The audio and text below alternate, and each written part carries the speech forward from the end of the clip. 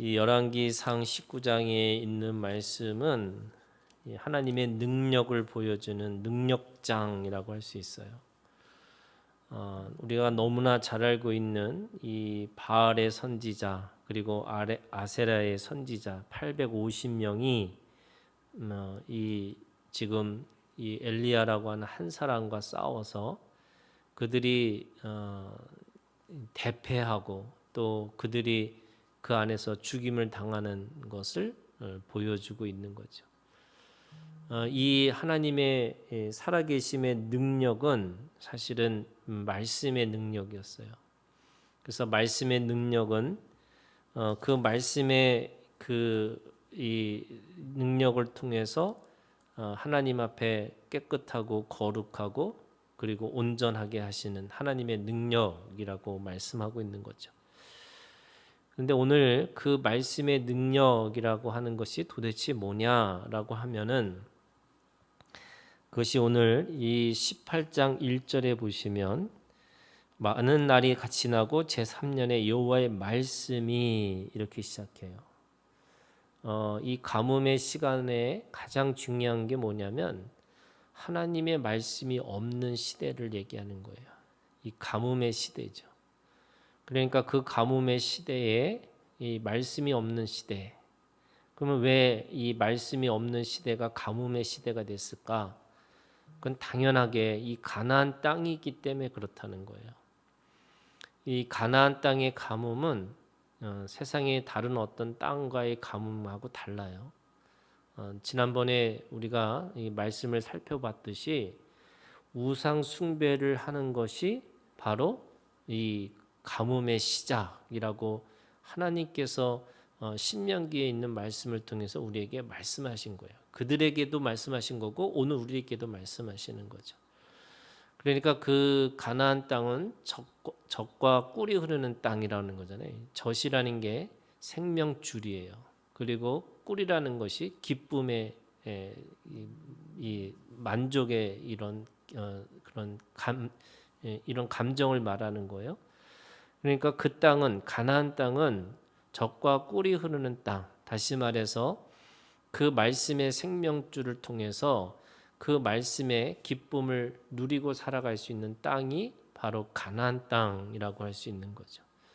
그래서 거기서 일어난 모든 사건들은 다 뭐에 관련되어 있느냐? 말씀에 관련되어 있는 거예요. 우리가 신앙생활을 한다는 게 뭐냐면요. 세상의 사람들과 같이 우리가 생로병사 이런 거잖아요. 또 우리가 희노애락이라는 우리의 삶으로 살아가는 거예요. 그런데 그 모든 것 속에 우리가 믿음 안에서 산다는 건 뭐냐면 모든 게 다 말씀 가운데 있다는 거예요. 그래서 그 말씀을 통해서 이 말씀을 통해서 생명의 근원인 것을 깨닫게 하고 그 말씀을 통해서 우리의 삶의 기쁨을 경험하게 하시는 거죠. 그래서 오늘 우리가 가나안 땅이 젖과 꿀이 흐르는 땅이라고 한다면 오늘 우리들의 삶도 그런 건 삶이에요. 이 젖과 꿀이 흐르는 땅이에요. 그런데 어떤 사람에게는 이 젖과 꿀이 흐르는 땅이라는 것을 경험하고 사는 사람이 있고 어떤 사람에게는 그것이 그냥 가뭄이고 또 어떤 때는 풍요고 또 어떤 때는 그것이 자기 인생의 수고와 슬픔이라고 생각하는 거죠. 그럼 어떤 사람에게는 그것이 되어지는 거냐? 오늘 여기에 이 말씀 속에는요, 세 사람이 나와요. 크게 보면은 그게 첫 번째 이 아합과 이세벨이라고 하는 사람으로 하나의 모습이 나오는데 그 모습이 어떤가 하면 6절입니다. 두 사람이 두루 다닐 땅을 나누어 아합은 홀로 이 길로 가고 오바댜는 홀로 저 길로 가니라 이렇게 됐어요. 그러니까 이 두 가지 길이 있는 거죠. 아합의 길을 갈 것이냐 또는 오바댜의 길을 갈 것이냐. 우리가 알고 있는 것처럼 이 하나님의 이 땅이 그 말씀의 땅이고 하나님의 주권적인 그런 땅이라고 한다면 그 땅에서 아합의 길이든 오바댜의 길이든 사실은 길은 하나밖에 없는 거예요. 우리가 믿고 있는 예수 그리스도의 길로 가야 되는 게 생명의 길인데 사람들은 그게 아합의 길이든 오베드의 길이든 그 길로 자기의 생각을 가지고 가는 거죠. 특별히 아합과 이세벨의 길은요. 말씀해 보면 4절에 이렇게 합니다. 이세벨이 여호와의 선지자들을 멸할 때, 그러니까 이 아합과 이세벨로 이게 통칭되는 길은 이 하나님의 의를 멸하는 사람들로 나타나는 거죠. 그래서 그거를 6절은 바로 아합의 길이라고 얘기하고 있고요. 그 다음에 17절에 있는 말씀에 보면 이 아합과 이세벨은 이스라엘을 괴롭게 하는 자다 이렇게 얘기를 합니다. 그리고 18절에 있는 말씀에 보면 그들이 바알들을 따랐습니다 이렇게 얘기합니다. 이 바알이라고 하는 것은 결국에는 말씀의 세계가 아니고 사람들의 꾀의 생각을 따라가는 거죠. 그러니까 말씀을 따르지 않는 길과 또 이 말씀의 길과 이 생각의 길이 다르다는 거예요. 그 다음에 그들은 19절에 있는 말씀에 보면 이 바알의 선지자가 450명이고 그 다음에 그 아세라의 선지자가 400명, 850명이라는 아주 대단하고 또 크고 그들의 가지고 있는 능력이 뛰어난 이 850명이라고 얘기하는 거죠. 반면에 이 오바댜의 길이 있어요. 그는 3절에 있는 말씀에 보면 하나님을 경외하는 자다, 지극히 경외하는 자다 이렇게 표현되어 있습니다. 그러니까 경외함이라는 게 뭐냐면 세상에 가지고 있는 두려움이 아니라 하나님을 두려워하는 자다 이렇게 얘기를 하고 있는 거죠. 그래서 하나님의 말씀을 경외하는 자로 그는 이세벨이 선지자를 죽일 때에 오베다는 선지자 100명을 가지고 50명씩 굴에 숨기고 떡과 물을 먹였더라 이렇게 되어 있습니다. 그것을 거의 3년을 한 거죠. 그러니까 3년 동안 그 100명의 그 살림살이를 다 해준 사람이 오바댜라고 할 수 있습니다. 그리고 7절에 보면 엘리야를 만났을 때 그는 내 주 엘리야여 이렇게 합니다. 그러니까 엘리야가 하나님의 사람 그리고 자신의 이 주인됨을 고백하고 있는 거죠. 그리고 12절에 보면 자신은 어려서부터 여호와를 경외하는 자다 이렇게 얘기합니다. 그래서 하나님의 말씀을 그 몸으로 체질화시켜서 살았던 사람이 바로 오바댜라고 할 수가 있죠. 그러나 이 아합과 이세벨 또는 오베다라고 하는 것은 저는 이 아합은 아예 다른 길로 간 사람이고 오베다는 그 안에서 겨우겨우 자신의 생명과 또 자기에게 맡겨진 사람들을 유지하는 것으로 살았던 사람이에요. 그래서 세 번째 사람이 누구냐? 엘리야죠. 저는 이것이 바로 예수님이 걸어가신 그 길이라고 하는 거예요. 예수님이 걸어가신 그 길이라는 게 뭐냐면 이 18장 1절에 이렇게 시작합니다. 여호와의 말씀이 엘리야에게 임하여 이르시되 너는 가서 아합에게 보이라. 피하고 도망가고 숨기고 그리고 변명하고 설명하고 살아가는 삶이 아니고요. 아합하고 직면하라는 거예요. 하나님이 그렇게 말씀하시는 거예요. 그래서 하나님이 지금 17장에서는 하나님이 너는 이렇게 가서 숨어 있으라고 했을 때 숨어요. 하나님이 이제는 보이라고 하니까 이제는 보이는 삶으로 살려고 해요. 저는 이것이 엘리야에게 있어서 하나님의 말씀에 복종하고 순종하는 삶의 태도를 보이는 거죠. 그래서 하나님이 너는 아합에게 보이라 이렇게 얘기를 하세요. 그런데 오늘 이 말씀의 가장 중요한 절이 뭐냐면 15절이에요.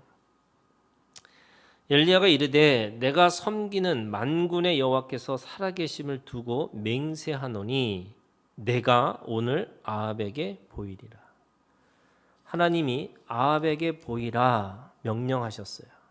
그건 하나님의 말씀이에요. 그런데 그 하나님의 말씀을 내가 내 믿음을 가지고 선포하기 시작해요. 그게 뭐냐면 내가 보이리라.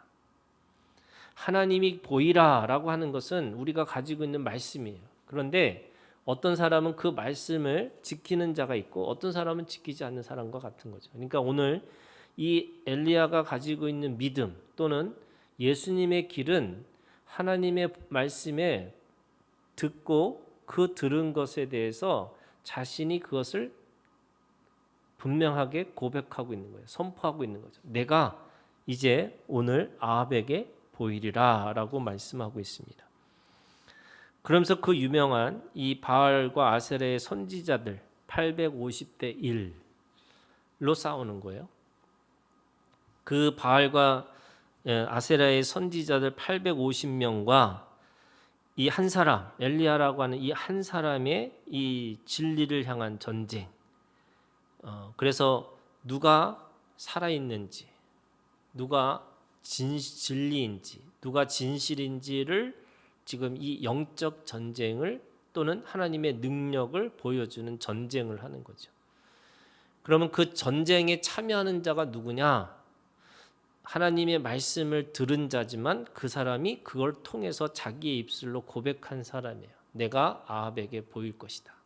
이게 보이리라라는 말씀이에요. 자, 그러면 이 바알과 아세라들의 선지자들의 그 능력은 어떤 거냐? 26절에 이렇게 시작합니다. 그들이 받은 송아지를 가져다가 잡고 아침부터 낮까지 바알의 이름을 불러 이르되, 자, 아침부터 낮까지 그들은 이름을 불러요. 바알의 이름을 불러요. 그리고 우리에게 응답하소서 하나 아무 소리도 없고 아무 응답하는 자도 없으므로 그들이 그 쌓은 제단 주위에서 뛰놀더라. 이 뛰놀더라는 게 뭐냐면 그 인디안들이 불을 사이에 놓고서 이렇게 춤추듯이 이게 껑충껑충 뛰는 것의 모습을 얘기를 하는 거예요. 그러니까 지금 이들은 열심히 그거를 하고 있어요. 지금 신의 이름을 부르면서 신이 오기를 열심히 정성을 들이고 자신의 가지고 있는 이 감정을 앞으로 끌어올려 가지고 그렇게 신의 이름을 부르는 거예요. 그랬더니 27절 엘리야가 그들을 조롱하여 이르되 큰 소리로 부르라. 그는 신인즉 묵상하고 있는지 혹은 그가 잠깐 나갔는지 혹은 그가 길을 행하는지 혹은 그가 잠이 들어서 깨워야 할 것인지. 그래서 크게 부르라는 거예요. 왜? 신의 응답이 없으니까. 그래서 더 크게 소리를 쳐요. 28절에 그들이 큰 소리로 부르고 그들의 규례를 따라 피가 흐르기까지 칼과 창으로 그들의 몸을 상하게 하더라. 그러니까 지금 그들이 춤을 추면서 신의 이름을 열심히 부르고 있는 거예요. 그것도 아침부터 정오까지. 그리고 부르면서 그것도 안 되니까 이제는 자기의 이 몸을 칼과 창으로 피를 흘리면서 자기 몸을 상하게 하면서까지 신의 이름을 부르는 거죠. 여기에 뭐가 있냐면 자기의 열심과 자기의 헌신과 자기가 가지고 있는 그것에 대해서 정성을 들여서 그의 신의 이름을 부르는 거죠. 그게 바로 이 바알과 아세라의 우상의 숭배예요. 그러면 지금 이들의 그 정성과 그런 자신의 헌신과 열심이라고 하는 거에 비해서 그러면 엘리야는 어떻게 하냐? 한 명이에요. 근데 한 명은 어떻게 하냐? 첫 번째 30절에 오라 백성이 다 그에게 가까이 가매 그가 무너진 여호와의 제단을 수축했다. 이 제단을 수축했다는 이 제단이라는 게 도대체 뭐냐라는 게 뭐냐면 31절 야곱의 아들들의 지파의 수요를 따라 엘리야가 돌 12개를 취하니 이 야곱은 옛적에 여호와의 말씀이 임하여 이르시기를 네 이름을 이스라엘을 하리라 하신 자더라.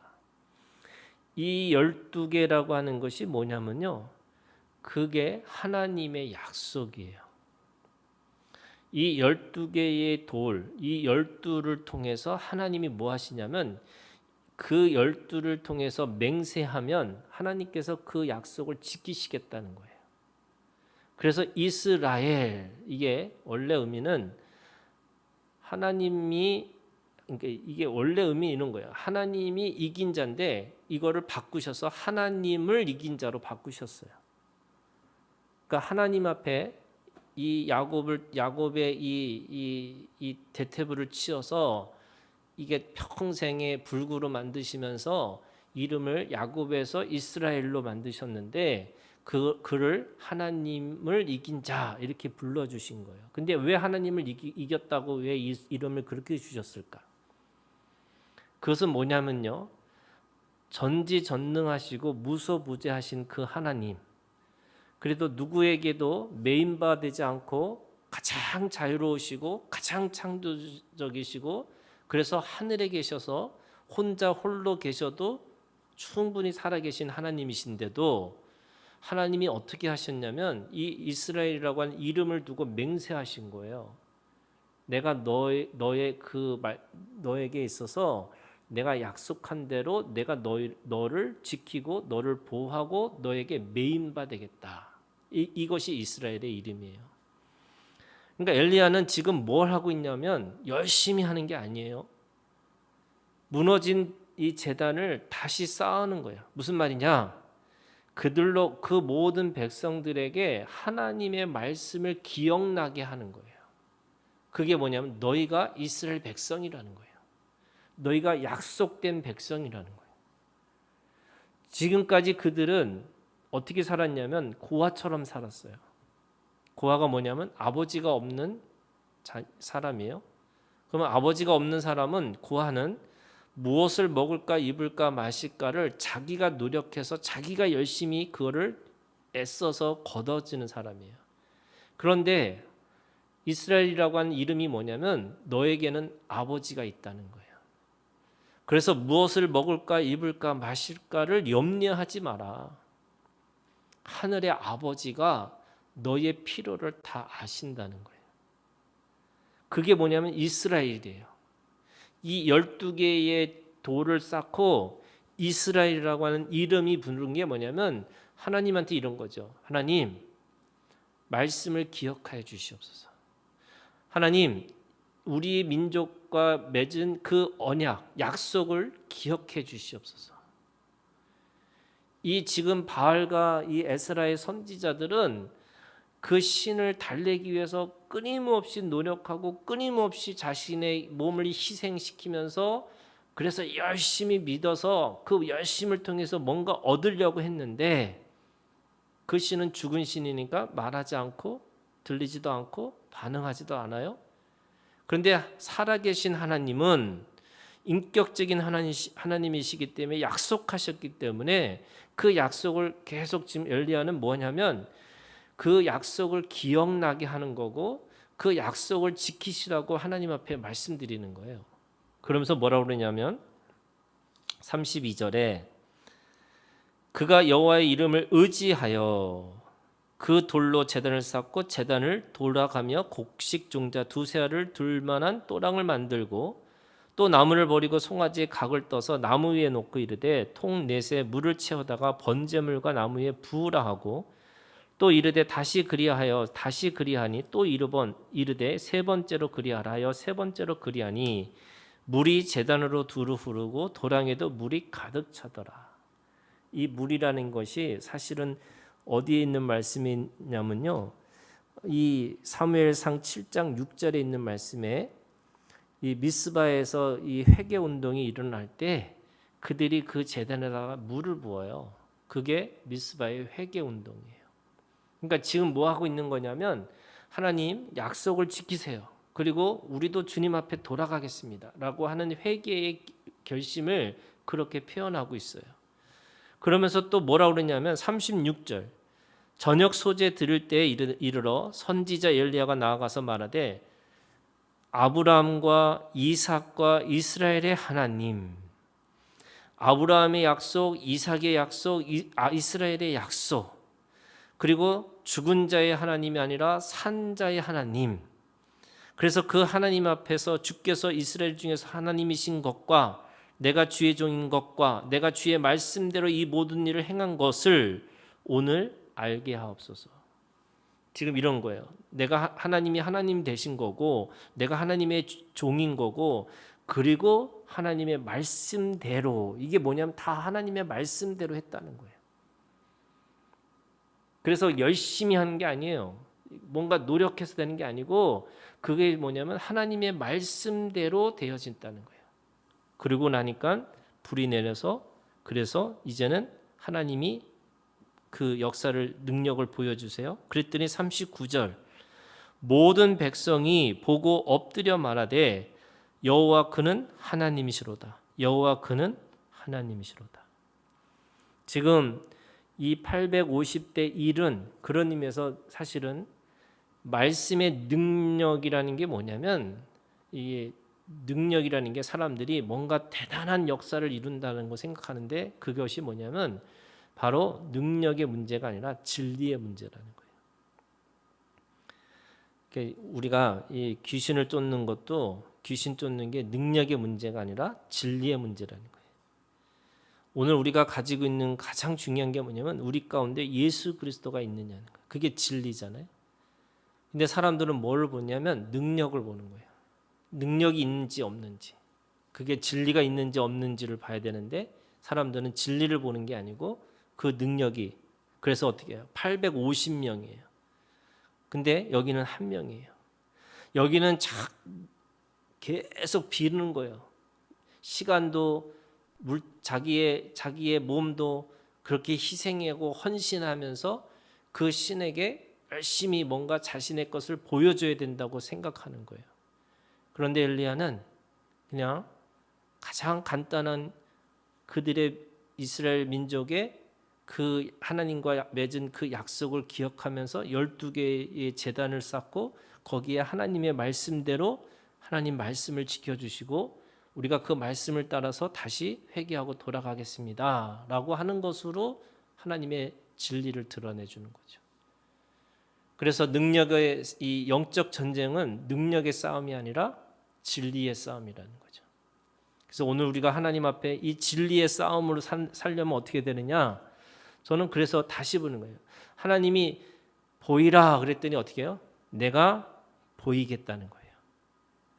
그러면 하나님이 말씀하시는 거를 내가 그것이 850명 대 1대로 싸우는 것이 사람의 생각으로는 싸움이 안 되는 싸움인데도 내가 그거를 각오하고 하나님의 말씀을 내가 지키고 하나님의 말씀을 따라 살겠다라고 하는 그 보이리라라고 하는 이 믿음이 엘리야의 믿음이 바로 그의 진정한 능력이라고 하는 것을 우리에게 보여주고 있는 거죠.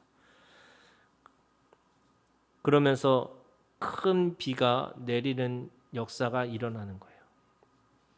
하나님의 부요하심과 풍요로움이 그 말씀이 말씀대로 되어지면서 그들의 고백이 뭐냐면 여호와는 나의 하나님이 되셨다. 여호와 그는 하나님이시로다 라고 하는 그 하나님이라고 하는 이 고백을 통해서 어떻게 하면 닫혀있던 하늘의 문이 열려서 그것이 비가 내리기 시작하는 거예요. 하나님이 약속하신 거잖아요. 이 가나안 땅은 말씀의 땅이고 그 말씀을 복종하고 순종하면 그 땅은 젖과 꿀이 흐르는 땅이 될 거고 그 땅에 심겨진 모든 것들은 하나님의 부요와 풍성의 그 열매들을 맺을 것이다. 이렇게 말씀하시는 거죠. 그래서 오늘 우리가 하나님 앞에서 산다는 건 뭐냐? 하나님의 말씀을 지키고 하나님의 그 말씀을 통해서 주시는 이 젖과 같은 말씀, 꿀과 같은 이 말씀, 이거를 우리가 온전히 경험하고 살아가는 것입니다. 어쩌면 이 지금 시대가 이 말씀이 없는 시대가 아니잖아요. 이 말씀의 홍수의 시대에 살고 있어요, 우리는. 그런데 그 홍수의 시대 속에서 마실 물이 없는 거예요. 그 마실 물이 없는 시대 속에서 우리가 뿌리를 깊이 내려서 정말로 깨끗하고 온전한 말씀, 그래서 그 말씀을 통해서 이 가뭄을 이겨내고 그리고 이 가뭄의 시간 속에서도 우리가 하나님이 주시는 이 닫힌 이 하늘이 열려서 하나님의 앞에서 그 큰 비와 같은 부유하심과 풍성함의 그 내면의 이 풍성함과 부유함이 살아 역사하시는 그것들을 우리가 믿음으로 우리가 함께 경험하는 우리가 되기를 주님의 이름으로 축원합니다.